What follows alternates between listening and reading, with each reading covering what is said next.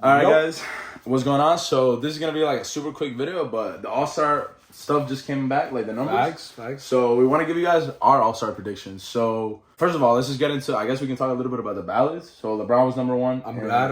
Overall, and he was number one in the West, obviously. And then KD was number one in the East, which makes sense. So he's definitely gonna start. Something interesting though, Tatum is gonna come off the bench. Well, why not? Oh yeah.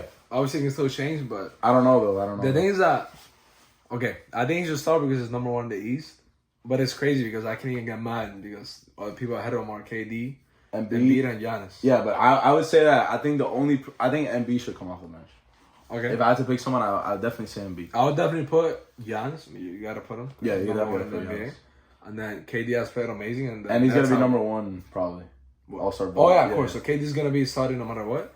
So then it's between Tatum and Embiid. And I'll put Tatum. I'll put Tatum. Both. I guess Embiid has played amazing. Embiid's the number one scorer in the NBA. Yeah, but.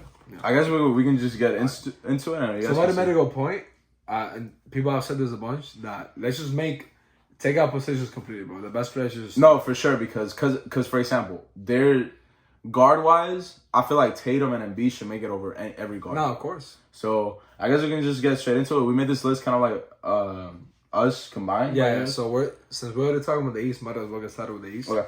So our starting lineup is Kyrie, Donovan Mitchell, Jason Tatum, Giannis, and Kevin Durant. So I think, after Donovan, I think Donovan Mitchell is a lock to start. 100%, especially after this. Exactly, especially after the 71-point game, and also we see what he's been able to do with that cast team. He's the clear best player on that team for sure, and he's made that team into an actual contender. Averaging 29 points per game, great player. So and then we put Kyrie Irving. We're big fans of Kyrie Irving, especially this guy. I think Kyrie Irving, ever since he came back, and obviously I would say the biggest shout out is to Jack Vaughn. For that team's big, obviously getting so much better. But I would also say a huge shout out to Kyrie. Yeah, Kyrie now looks committed. He's scoring a lot, and that's something that was never questioned. But I just love seeing that he's playing defense. He's getting assists, getting rebounds. He's having a great all-around year. Mm-hmm. So, and then that's the number 2 in the East, close to number 1. So I think he has to start, no question about it. Yeah, and then you got Tatum, Giannis, KD. We talked a little bit about that. Look, what Tatum's been able to do this year, and it probably might be the front run for MVP. Might be. His team is amazing, even though they lost their head coach. That's something that we don't really talk about. Obviously the defense, it went down a little bit, and you could tell because I think Ime Udoka was was big on defense. Yeah.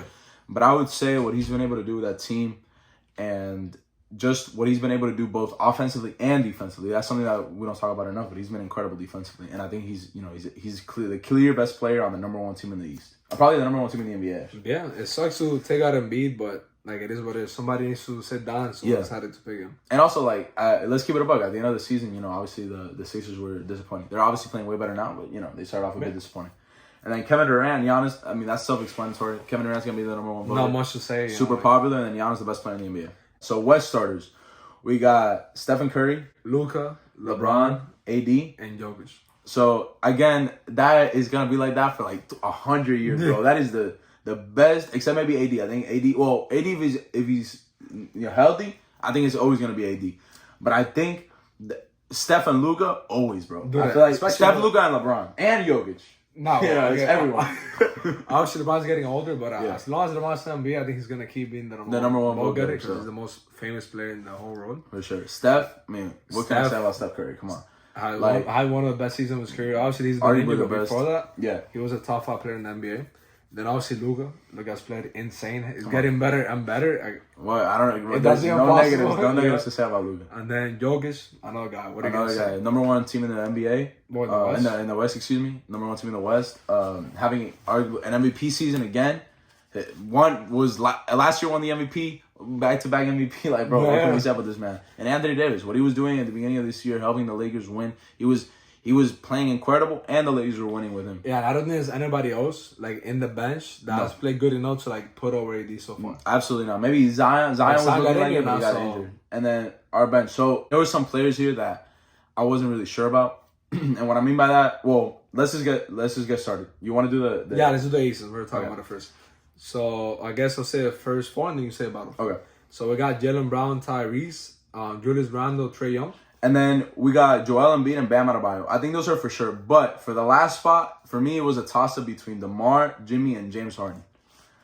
That's very difficult for me to pick between them. DeMar is playing incredible, but the problem is that the Bulls suck. Yeah. But he's really, really, really just playing incredible. He's helping out that team win. Yeah, the problem with Butler is that he has missed a lot of games. Yeah, Butler, that's another thing. And Butler has he missed a lot of games. And then, but Butler, again, when he plays, this man is really, I think, freaking good. honestly, now that I think about it, I think Butler is not going to make it. Just because the Heat are not good enough to have 2 All-Stars. And if you're going to pick one, you're going to pick Bam for sure. And I think, to me, out of those, I would say DeMar. I think DeMar should make it. And James Harden, I mean, James... You can argue James Harden. The Sixers are good, but I would say DeMar is playing better than James Harden. If the Sixers were higher, like top 3, then I'll put James Harden. But right now, I agree. I'll probably go with DeMar. Then everybody else, I don't think there's really any arguments. Tyrese has had a great year. Randall's bounced back. Trae Young is still Trae Young. And Brown's in the number 1 team of the East. And he's a great player. I think Tyrese definitely deserves to make it. Like we were saying, Julius Randle, especially off late, man. Just this man has a good season, bad season, good season, bad season. Like he was good in the Pelicans, bad in the Knicks, good in the Knicks, bad in the Knicks, good this year. Like this man just plays good and bad. So I would say like I have no problems with everyone on that list. I have a little bit more problems now with the West. That's one that I'm not really sure about. It definitely toss up. So here we got Zion, Larry, PG, Dame, Shea, De'Aaron Fox, and Ja Morant. So with that, so first of all, tell me like the players that you're like for sure about. For sure, I would say Shea. I would say Dame and Ja. And and Larry. I would say Larry to me right now for sure. It's crazy because usually with players like Laura Markkanen, they start really hot and then they kind of cool down, but he has only gotten hotter. Yeah, to be honest. He dropped like 40 something points yesterday, like 49. Which is like insane. The Jazz, obviously they've gone down, but it's still in the hunt.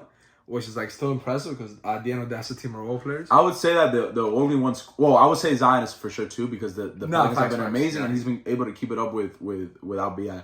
But I will say that Paul George and De'Aaron Fox, I'm not super sure about that. Instead of Paul George, you can arguably put Domantas Sabonis.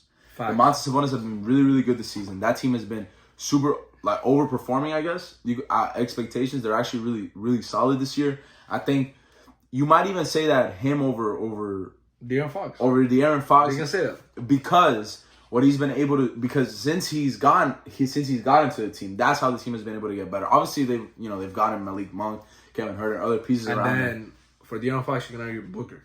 Obviously, Booker has been hurt for a while. But when he was playing, they were the number 1 seed in the West. So that's a little bit tough.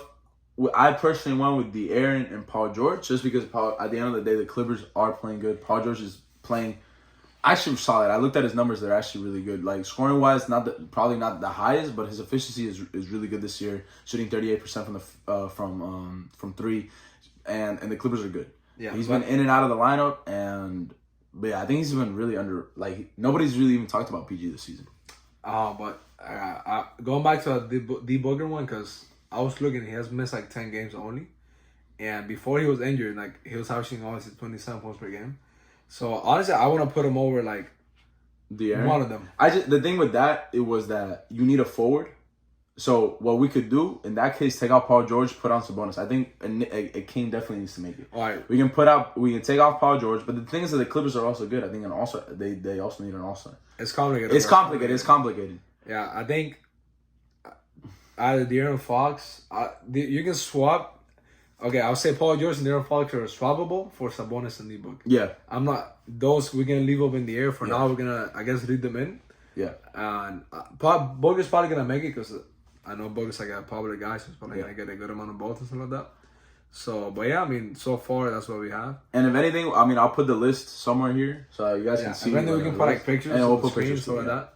But yeah, I mean, that's what we got so far. Some noticeable names, like we said, like Tyrese. I'm glad that he's gonna be a first All-Star. Julius Randle with the comeback. Bam is about to make only his second All-Star, which is a bit crazy because the last 2 years has been injured. Hopefully, it makes him out for him. Yeah, and then that's it. That's pretty much it. So thank you guys so much for watching. Also Shea first All-Star. Oh yeah. So thank you guys so much for watching. This is like a quick little video that we just wanted to get out there so you guys kind of know our thoughts. So yeah, peace out. Peace out.